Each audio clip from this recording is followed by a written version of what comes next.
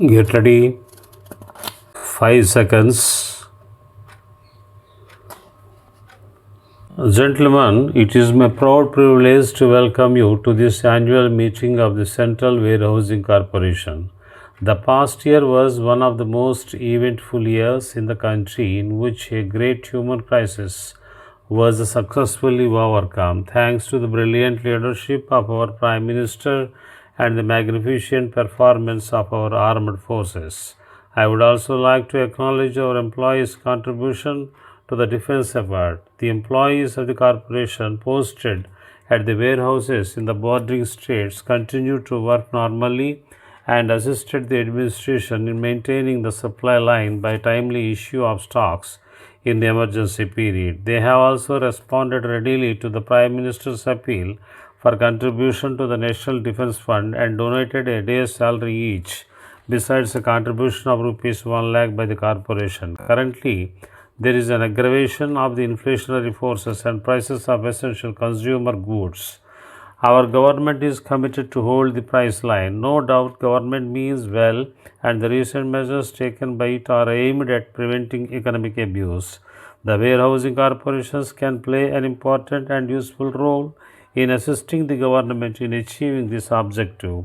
One of the objectives assigned to the corporation is to assist the government and government sponsored organizations in their schemes of price support and price control. We have performed this function whenever called upon to do so in the past. We have been handling the storage of food grains for the public distribution scheme successfully for the past several years. In a situation as manifesting now, the public distribution system has assumed a special importance. It has to be used as a tool for maintaining the price line of essential commodities.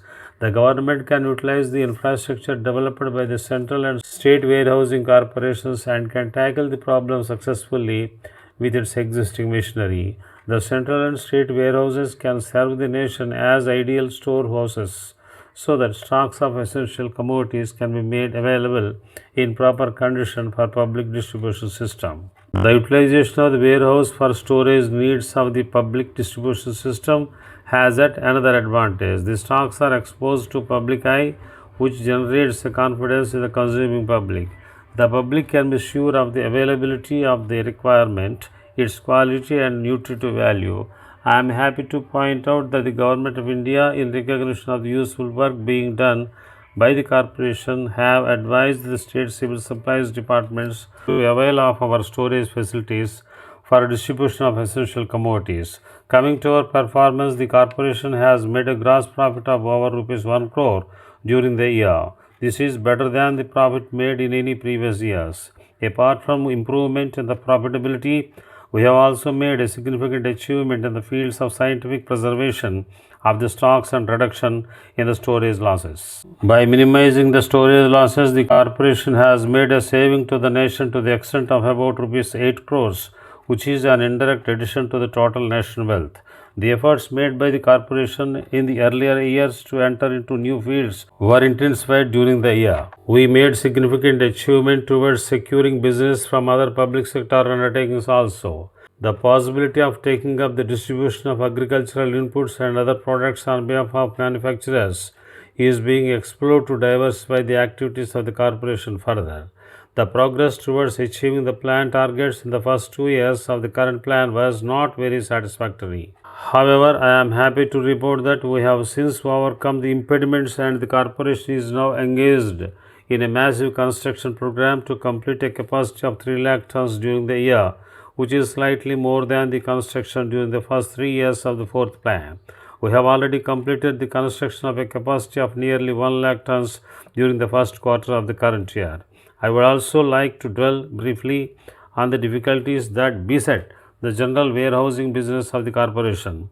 The deposits by the producers, traders and cooperatives in the warehouses have been declining mainly due to credit curbs imposed by the Reserve Bank of India on advances against the pledge of food grains, pulses, oil seeds, etc. and the state trading in food grains. We have been making persistent efforts to secure relaxations in the credit policy of the Reserve Bank with an active support of the Department of Food. The Reserve Bank has recently granted certain relaxations for advances against warehouse receipts, which may encourage the private depositors to make larger use of our facilities. We have also had 2 rounds of discussions with the representatives of the banking industry to evolve procedure whereby the grant of advances against warehouse receipts may be simplified. I am sure with the cooperation of the banking institutions, the difficulties would be overcome and the private depositors would benefit from the relaxations in the credit cards by using our facility. While engaging ourselves in the development of the corporation, we have not lost sight of the interest of the employees, which has been uppermost in our mind. We have tried to meet the legitimate demands of our employees within the framework of the government policies and have taken steps towards their betterment. The industrial peace has been generally maintained.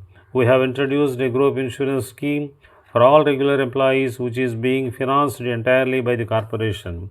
The employees engaged in technical operations are now required to go a compulsory medical checkup annually at the cost of the corporation. We have also decided to set apart a sum of rupees 1 lakh annually for other staff welfare measures such as scholarships for bright children of junior staff, holiday homes, work centers to enable employees' wives to augment their income in leisure time, etc.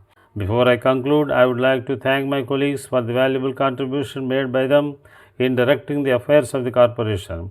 My sincere thanks are also due to all the employees of the corporation for their cooperation, initiative, and devotion to duty, but for which the corporation could not have achieved such magnificent results.